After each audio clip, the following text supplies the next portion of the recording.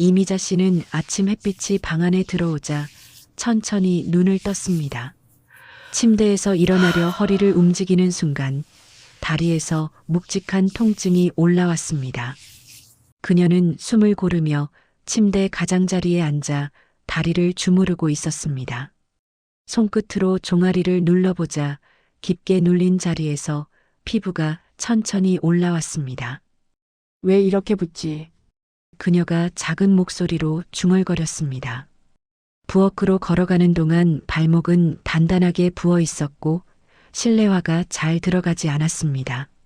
씻기 위해 세면대 앞에 섰을 때 미자는 거울 속 얼굴이 평소보다 훨씬 둥그러진 것을 발견했습니다.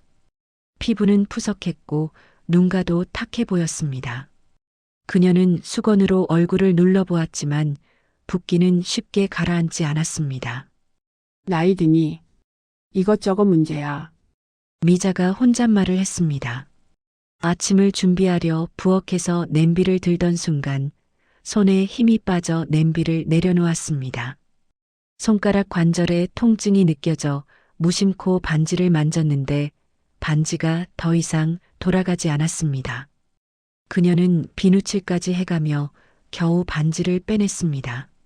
작은 행동 하나에도 힘이 빠지는 느낌이 들어 미자는 의자에 앉아 잠시 숨을 골랐습니다.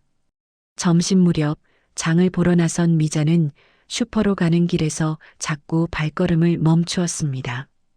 오르막길에 들어서자 가슴이 답답해져 손잡이를 붙잡고 몸을 지탱했습니다. 그녀는 주변을 한번 둘러보고 다시 천천히 걸음을 옮겼습니다. 슈퍼에서 카트를 끌며 물건을 담을 때도 팔에 힘이 없어 카트가 자꾸 한쪽으로 쏠렸습니다. 결제를 마치고 계산대에서 장바구니를 들기 위해 손잡이를 잡았지만 손이 떨렸습니다. 집으로 돌아오는 길 장바구니가 평소보다 훨씬 무겁게 느껴졌습니다. 집 앞 계단에서 그녀는 결국 짧은 숨을 몰아쉬며 한참을 서 있어야 했습니다. 이러다 큰일 나겠네. 미자가 낮게 말했습니다. 집에 도착해 장바구니를 내려놓자마자 그녀는 소파에 깊게 기대었습니다. 다리에서 열기가 느껴지고 통증은 계속 올라왔습니다. 미자는 진통제를 하나 삼키며 자신의 증상이 단순히 나이 때문만은 아니라는 의문을 처음으로 품었습니다. 그녀는 스마트폰을 들어 증상들을 검색했지만 여러 질환이 뒤섞여 정확한 이유를 찾을 수 없었습니다. 화면을 바라보던 그녀는 천천히 고개를 들었습니다. 몸 어딘가에서 무언가 잘못되고 있다는 불안이 점점 커지고 있었습니다. 밖에서 바람소리가 창문을 흔들었고 미자는 천천히 눈을 감았습니다. 그녀의 하루는 이렇게 불편함과 낯선 통증으로 조용히 무너지고 있었습니다. 이미자 씨는 영숙과의 약속 시간을 조금 앞두고 카페 문을 천천히 밀고 들어섰습니다. 그녀는 자리에 앉기도 전에 다리에 힘이 빠져 의자를 손으로 잡으며 몸을 안정시켰습니다. 조금 뒤 영숙이 들어오자마자 미자의 얼굴을 보고 눈살을 세게 찌푸렸습니다. 미자야, 너 정말 많이 안 좋아 보이네. 영숙의 목소리는 걱정이 담겨 있었습니다. 미자는 억지로 미소를 지으며 고개를 살짝 저었습니다. 그냥 피곤해서 그래. 요즘 계속 붓고 아프네. 영숙은 말없이 미자의 손등을 바라보더니 손가락 마디의 부기를 조심스레 눌러보았습니다. 영숙은 단번에 문제의 심각성을 느끼고 표정을 굳혔습니다. 그녀는 건강 프로그램을 즐겨보는 사람이라 미자의 증상이 익숙하게 느껴졌습니다. 영숙은 가방에서 휴대폰을 꺼내 어떤 단어를 검색하며 화면을 미자에게 내밀었습니다. 혹시 이거 아닐까? 알부민 부족이라고 하더라. 그녀는 조심스러운 목소리로 말했습니다. 미자는 생전 처음 듣는 단어에 화면을 자세히 들여다보았습니다. 그녀는 붓기, 근력 저하, 피로, 면역력 감소라는 글자를 보며 눈을 크게 떴습니다.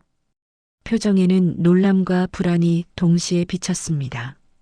영숙은 알부민이 몸에서 수분을 잡아주는 단백질이라 설명했습니다. 부족할 경우 수분이 혈관 밖으로 빠져나와 부종이 생기고 살짝만 움직여도 피곤해진다고 덧붙였습니다. 미자는 자신의 증상과 너무 비슷하다는 사실에 아무 말도 하지 못했습니다. 병원 가봐야 해. 이건 단순 피곤으로 넘길 일이 아니야. 영숙의 말투는 단단했습니다. 미자는 깊은 숨을 내쉬며 휴대폰을 다시 내려놓았습니다. 그녀는 지금까지의 통증과 붓기가 단지 나이가 들어서 생긴 문제라고 믿고 싶었습니다. 그러나 화면 속 정보는 더 이상 핑계를 댈 수 없게 만들었습니다. 미자는 카페를 나서며 바로 진료 예약을 진행했습니다. 손가락이 떨렸지만 버튼을 누르는데 큰 어려움은 없었습니다. 그녀는 다음날 병원으로 향했고 혈액 검사를 받은 뒤 다시 대기실로 돌아와 조용히 자리에 앉았습니다. 이미자님 들어오세요. 의사의 부름에 미자는 천천히 진료실 문을 열고 들어갔습니다. 김현우 의사는 검사 결과를 모니터에 띄우며 그녀를 바라보았습니다. 알부민 수치가 정상보다 낮습니다. 최근 겪은 증상들과 연관이 많아요. 의사의 목소리는 차분했지만 단호했습니다.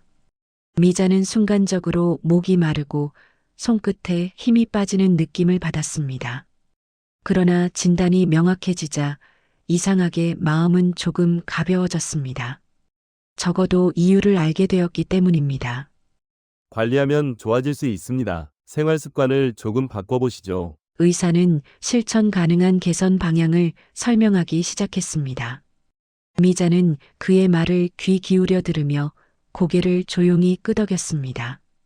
그녀의 눈빛에는 불안 대신 작고 단단한 의지가 자리 잡기 시작했습니다. 그날 집으로 돌아가는 길, 미자는 영숙에게 전화를 걸어 조용히 말했습니다. 진짜 이유가 있었네. 이제는 제대로 관리해 볼게. 그녀는 작은 한숨을 내쉬며 창밖을 바라보았습니다. 앞으로 무엇을 해야 하는지 서서히 보이기 시작한 순간이었습니다. 이미자 씨는 진료를 마친 다음 날 의사가 적어준 식단 지침서를 식탁 위에 펼쳐놓고 천천히 읽어 내려갔습니다. 문장 하나하나가 낯설었지만 그녀는 지금의 불편한 몸을 그대로 둘 수 없다는 생각으로 마음을 다잡았습니다. 아침 식사 시간 그녀는 계란을 삶고 두부를 작게 잘라 국에 넣어 식탁을 차렸습니다. 평소보다 단백질이 많은 식사였지만 그녀는 천천히 음식을 입에 넣으며 익숙해지려 했습니다. 이 정도면 잘한 거겠지. 미자가 혼잣말을 했습니다. 점심시간에는 생선구이를 준비하며 인터넷에서 알부민과 관련된 정보를 다시 찾아보았습니다. 섭취해야 하는 양이 생각보다 많아 당황했지만 그녀는 당황한 마음을 숨기고 조심스럽게 접시에 음식을 옮겼습니다. 저녁에는 무겁지 않은 살코기를 준비해 기름을 최소한으로 쓰고 조리했습니다. 식사를 마친 뒤 미자는 작은 다이어리에 그날 먹은 음식을 기록했습니다. 이 정도면 괜찮을까? 영숙이한테 물어봐야겠네. 그녀는 휴대폰을 들어 영숙에게 식단 사진을 보냈습니다. 잠시 후 영숙에게서 훌륭해. 이렇게만 유지하면 금방 좋아질 거야. 라는 답장이 도착했습니다. 그 말을 본 순간 미자의 얼굴에 작은 미소가 번졌습니다.